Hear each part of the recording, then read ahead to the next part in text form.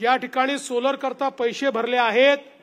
पुढच्या 15 दिवसामध्ये अशा शेतकऱ्यांना त्या ठिकाणी कनेक्शन हे देण्याचं काम आम्ही निश्चितपणे करू। आमच्याकडे कनेक्शनची कुठली कमतरता नाही। मी तर म्हणेल जेवढे शेतकरी म्हणजे ज्याच्याकडे कनेक्शन आहे ते भरू नका, पण ज्याच्याकडे कनेक्शन नाही असे जेवढे शेतकरी या ठिकाणी सोलर मागतील त्या प्रत्येकाला 2 महिन्याच्या आत सोलरचं कनेक्शन आम्ही देऊ। मित्रांनो, हे आपल्या मामाचं भाषण, कोणाचा मामा असेल कोणाचा मेहुणा असेल, त्यांनी सांगितलं होतं की शेतकऱ्यांनी पैसे भरल्याच्या नंतर आम्ही 15 दिवसातच तुम्हाला सोलार देऊ। हे भाषण कधीच आहे माहिती आहे का? 2 महिन्यापूर्वीचं भाषण आहे आणि याच्याही अगोदर या भाषणामध्ये त्यांनी अशाच काही शेतकऱ्याला आश्वासनं दिली होते, असेच काही वादे केले होते। आज या गोष्टीचं नेमकं काय तथ्य आहे? 2-2 महिने तर त्यांना ते वेंडर सिलेक्शनचा ऑप्शन येत नाही। जॉईंट सर्वेला आले तर तुमचे लोक पैसे घेतात। मग नेमकं तुमच्या भाषणामध्ये तथ्य काय आहे? शेतकऱ्यासाठी जी ही योजना काढलेली आहे, सरकारने या योजनेकडे लक्ष द्यायला हवं।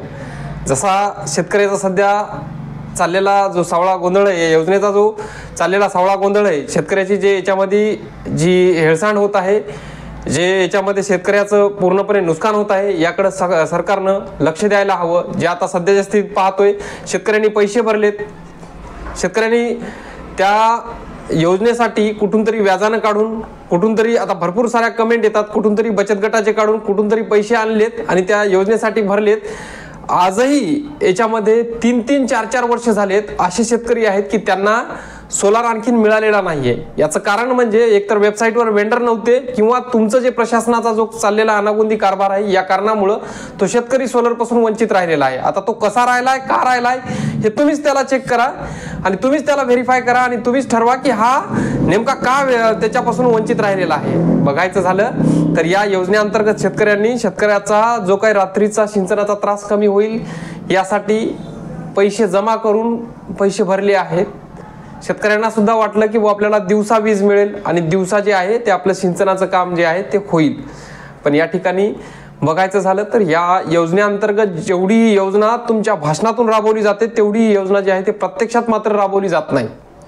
याचं कारण एकच आहे की तुमचं भ्रष्टाचारी प्रशासन आणि भ्रष्टाचारी जे काही लोक आहेत आणि ज्या कंपन्या ज्या आहेत, ज्या कंपन्याला तुम्ही कसे टेंडर दिले आहेत, त्या कंपन्याचा चाललेला अनागोंदी कारभार, त्या कंपन्याची चाललेली शिरजोरी, यामुळे जे आहे ते सर्व काही ह्या गोष्टीला जे आहेत तर ह्या फेल होत आहेत। याच्यामध्ये आज बघायचं झालं तर कंपन्या शेतकऱ्याची कोणतीही गोष्ट ऐकून घ्यायला तयार नाहीत। ज्या वेंडर नाहीत तर त्या ते ठीक आहे, बरं जाऊ द्या, आता त्याच्यामध्ये त्यांचं मटेरियलसाठी वेळ होत असेल किंवा मटेरियल त्यांच्याकडे अवेलेबल नसेल, ते येईल आजचं उद्या। पण ज्या कंपन्यांनी पंप बसवलेत त्या कंपन्या सुद्धा त्यांना हे द्यायला तयार नाहीये, सर्व्हिस द्यायला तयार नाहीत। काही अर्धच मटेरियल टाकतात, काही त्याच्यामध्ये जे गोष्टी लागतच नाहीत त्याच गोष्टी त्या ठिकाणी शेतकऱ्याला देतात आणि ते जॉईंट सर्वेच्या वेळेस तुमचे लोकांचे ठरलेलेच आहेत 2-2, 3-3 हजार काय आहेत तर ते घ्यायचे, ते त्या ठिकाणी ठरलेलेच आहेत। आता एकंदरीत आपले मुख्यमंत्री साहेब म्हणतात की तुम्ही पैसे भरल्यानंतर आम्ही तुम्हाला सोलार तर देतो,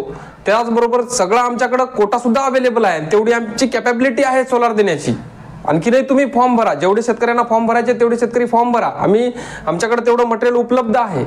मग हे काय झालं? आता जर बघायचं झालं तर मागे अर्थसंकल्पीय अधिवेशन झालं तर त्यातही सांगितलं होतं की कोणताच असा शेतकरी नाहीये की त्याचे 4 ते 5 महिने पंप बसवायचा रखडलेला आहे। पण असे हजारो लाखो शेतकरी आहेत की त्याचे 2-2 वर्षापासून पंप हे पडीत पडलेले आहेत, त्याचे पंप बसलेले नाहीत। तेही तसा नाही, त्यांनी फॉर्म भरून पैशाचा भरणा सुद्धा केलेला आहे। खूप सारे शेतकरी आहे, याला थोडंसं ग्राउंड लेवलवर लक्ष द्या, कारण तुमचं जे प्रशासन आहे, जे महावितरणाचं प्रशासन असो किंवा मग ते कंपनीवाले लोक असो, हे शेतकऱ्याची एवढी छेडछाड करतात, एवढी हेळसांड करतात, विचारताच सोय नाही। त्याच्यामध्ये कुठं तक्रार घ्यायला सुद्धा कोणी नाही त्याच्यामध्ये, आणि तक्रार सुद्धा कुठं करू शकत नाही। तक्रार केली तर तुमचे त्या ठिकाणी लोक तक्रारही घेत नाहीत। नेमकं चाललंय काय या योजनेअंतर्गत हेच कळायला मार्ग नाही। शेतकरी याकडून फक्त पैसे घ्यायचे एवढंच या योजनेचं सध्याच्या स्थितीत उद्दिष्ट दिसत आहे। तुम्ही भाषण करताना जसं तुम्ही छाती ठोकपणे सांगतात की आम्ही एवढे पंप शेतकऱ्याला दिलेत आणि एवढे देणार आहोत आणि एवढे दिवसात देणार आहे, तर तसंच छाती ठोकपणे याच्या सर्व्हिस बद्दल एक प्रशासन, एक कॉल सेंटर, एक तक्रार निवारण केंद्र बसवायला हवं, जेणेकरून शेतकऱ्याला वेळीच त्याची जे काय आहे ते तक्रारीचा, त्याचा प्रॉब्लेमचा सोल्युशन, त्याचं समाधान मिळायला हवं। आणि ज्या काही कंपन्या आहेत, या कंपन्याची चाललेली जी काही शिरजोरी आहेत शेतकऱ्याला मटेरियल न देणं, शेतकऱ्याचे कॉल न उचलणं, शेतकऱ्याला काही याच्यामध्ये खराबी आल्याच्या नंतर त्याची दुरुस्ती लवकर वेळेवर न करून देणं, तर या गोष्टीवर सगळ्या गोष्टीवर आळा बसायला हवा आणि हे काम जे आहे ते मुख्यमंत्री महोदयांनी लवकरात लवकर या गोष्टीची दखल घ्यायला हवी आणि हे काम जे आहे ते करायला हवं. शेतकऱ्यासाठी एक तक्रार मंच, तक्रार निवारण केंद्र सोलार पंपासाठी उभारून द्यायला हवं. कारण असं नाही की हे सोलार पंप दिला म्हणजे सर्व काही झालं. याच्यामध्ये काय आहे की तुमची गॅरंटी वॉरंटी 5 वर्षासाठी तुम्ही दिलेली आहे. त्यामुळं एकतर हा दुसरीकडेही नेता येत नाही दुरुस्तीसाठी किंवा घरी त्याला दुरुस्त करता येत नाही, तुमच्याच जवळ घेऊन यावं लागतं. एक तर खाताही येत नाही आणि टाकताही येत नाही. त्यामुळं या सर्व्हिससाठी पुन्हा पुन्हा तुम्हाला विनंती करणं आहे की या कंपन्याचे एक तर कॉल सेंटर हवेत किंवा शासनाचं एक कॉल सेंटर हवं की त्या कंपनीला बोलत राहण्याकरता की या शेतकऱ्याचा पंप बंद पडलाय, त्याचं काय झालं हे शासनानं पण फीडबॅक घ्यायला हवी. तर ती कंपनी जी आहे ते काम त्या शेतकऱ्याचं व्यवस्थित करणार आहे. अन्यथा शेतकरी कितीही बोंबलला आणि कितीही त्या कंपनीच्या नावानं ओरडत बसला तरी कंपनी त्याच्याकडे चुकूनही करून पाहणार नाही. कारण कंपनीला कंत्राट कसे मिळाले आहेत, कंपनीनं कसे कंत्राट घेतलेले आहे ते सर्वांनाच माहीत आहे. त्याच्यामुळं त्याच्यावर कंपनीवर कोणाची वचक राहणार नाहीये.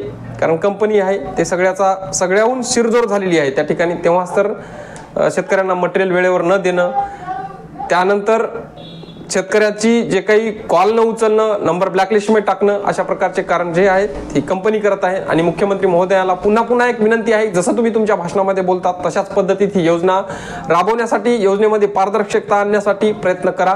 एवढीच एक मागणी आहे आणि एवढीच एक विनंती आहे. शेतकरी बांधवांना ही माहिती आवडली असेल तर व्हिडिओला लाईक करा आणि इतर शेतकरी बांधवांबरोबर हा व्हिडिओला शेअर करा. आणि महायोजना दूतच्या चॅनलवर जर नवीन असाल तर चॅनलला सबस्क्राईब करा. धन्यवाद.